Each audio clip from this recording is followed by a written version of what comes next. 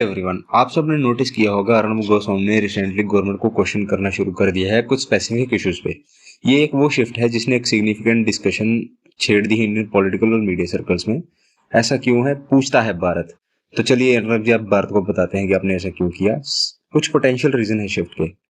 सबसे पहला रीजन है कमर्शियल राइवलरी। इसका प्राइमरी एक्सप्लेनेशन कुछ मीडिया एनालिस्ट ने हमें ये दिया है कि ये कमर्शियल कॉन्फ्लिक्ट है।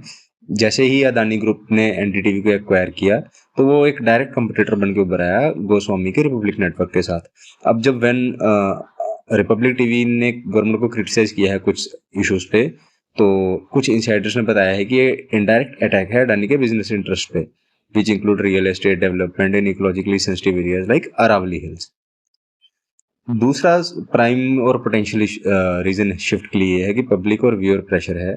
कुछ सोर्स ये सजेस्ट करते हैं कि shift could be response to growing perception कि जो मेन स्ट्रीम न्यूज चैनल है वो रेयरली पावर में बैठे हुए लोगों को क्वेश्चन करते हैं। Occasionally they take a critical stance. Goswami शायद ये अटेम्प्ट कर रहे हैं कि वो अपनी टैक्टिकल रिपोजिशनिंग करें ताकि जो क्रेडिबिलिटी लूज हुई है उसको रिगेन किया जाए और टीआरपी को बूस्ट किया जाए by providing quality content and appearing to hold power accountable.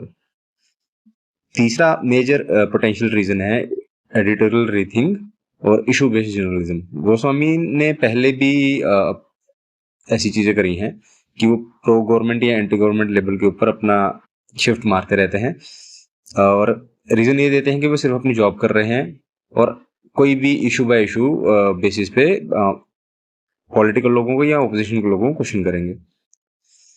चौथा मेजर रीजन है शिफ्टिंग पावर डायनेमिक्स। कुछ तो थ्योरीज ये सजेस्ट करती हैं कि गोस्वामी को पोटेंशियल लॉस हुआ है बैक स्टेज इन्फ्लुएंस का और जो पॉलिटिकल मीडिया इकोसिस्टम के इंसेंटिव्स हैं वो भी उनके कम हो रहे हैं। ओवरऑल उनका रेवेन्यू कम हो रहा है। अब कौन कौन से इश्यूज हैं जो गोस्वामी ने रिसेंटली क्वेश्चन की हैं। सबसे पहला है अरावली हिल्स का डिस्ट्रक्शन। उन्होंने एक शार्प अटैक लॉन्च किया union environment minister Bhupendra Yadav पे कि जो डिग्रेडेशन किया जा रहा है अरावली माउंटेन रेंज का, कि ये सिचुएशन एक एक्स्ट्रा ऑर्डिनरी कंसेशन देती है माइनिंग के लोगों को ताकि पूरी तरह से डिस्ट्रॉय किया जा सके अरावली हिल्स को। दूसरा उन्होंने आड़े हाथों लिया एयर पॉल्यूशन क्राइसिस पे।